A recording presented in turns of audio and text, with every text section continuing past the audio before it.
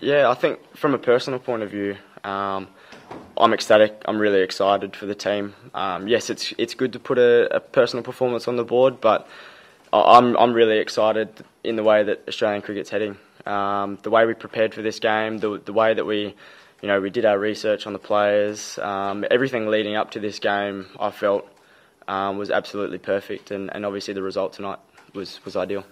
And what about personally? Can you just talk us through a couple of the wickets, I suppose, Virat in particular? Yeah, I was actually probably a little bit disappointed where the ball came out. Probably bowled it a little bit too straight, but luckily enough had a fielder there that hung on to it. Marcus Stoinis hung on to it, so it's probably a wicket I'll remember for a very long time. Jhye, what was the talk at half time with the score at 288? Did you feel like there was a good enough total to defend on that? Yeah, look, it was a really good wicket, and we understood that it probably wasn't the quickest wicket in the world. So we knew when the ball got a little bit softer later in the innings that when we turned to slower balls and change of pace, that it was going to be quite effective. And we saw that at the end there. Everyone changed their pace really well and got a few wickets with that. We thought it was a competitive score, and obviously 280 is a competitive score. There's a few larger pockets around the ground, so there's a few long boundaries, and I think we actually bowled well according to that tonight. Andrew? What did you learn from your first two matches against England, your home debut, and then 3 games in a pretty tough series for the team back in England? What did you learn? Have you brought some of that into this season? Yeah, definitely. Obviously, when you have a series like that, then all you can do is learn and learn how to get better. Like I said before, our preparation leading up to this game was absolutely phenomenal. Everyone trained with great intensity. We had a really tough session during the week that got everyone up and about. And everyone was really excited to play this game. Everyone was really excited to get into the retro kits. And I know it's such a small thing being in this uniform, but it just creates a nice positive sort of feel around the group. Everyone's really excited to get it on and throws a few flashbacks in there. So, yeah, there's very good.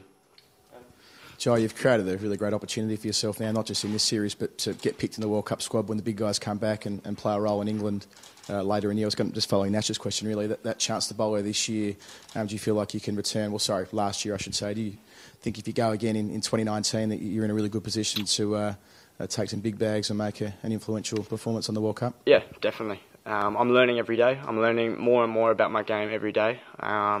Really enjoyed being back in WA to be able to play probably a fair bit more cricket than I have last year. Played some Shield games and obviously started off in the Big Bash. Just to get the amount of cricket that I've played under my belt has been ideal.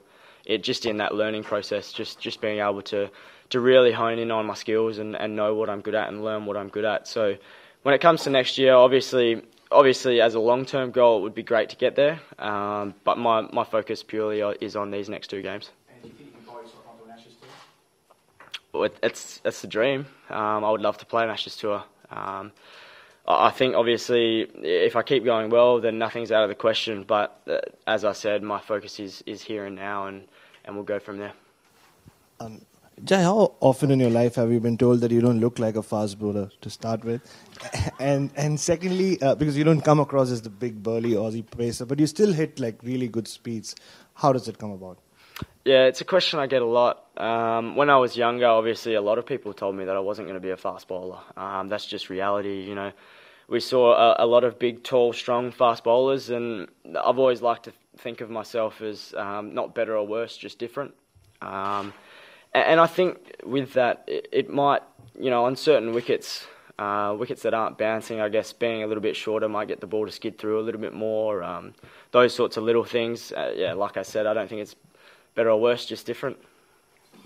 And Jhye, just on Rohit's innings, big knock from him. What was the feeling like with him still out there? And just a word on his performance in general. Yeah, look, he batted really well. Credit to him, he summed up the conditions just as well as we did. Batted very patiently and knew the balls that he could put away, and he picked the gaps really well tonight. And there was a period there they had a partnership through the middle, and almost could have taken the game away from us, but we were lucky to get Dhoni out LBW, and we kept getting wickets from there. So look, he was very dangerous, and we understood that. So our plan sort of changed to sort of get him off strike and just bowled the other batsman down the other end. Just another World Cup question. Has Justin had a chat about you in terms of sort of where you sit in the pecking order? And I suppose, is it weird at all when you're sort of in the dressing room and you look around and think, if the big three do go, then there's probably only one of us who's going to be on the plane with them?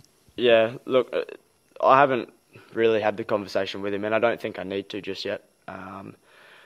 I'll keep coming back to it. My focus is on these 2 games coming ahead. And look, Justin said that it's a great opportunity to be able to push your selection for the World Cup next year. But we've still got a lot of white ball cricket before now and then. So I think it'll be for me to concentrate on these 2 games. And then if I'm lucky enough to get picked for the next tour, then it will be concentrating on those games. And then, if I get picked, I get picked. But all I can concentrate on is what's happening now.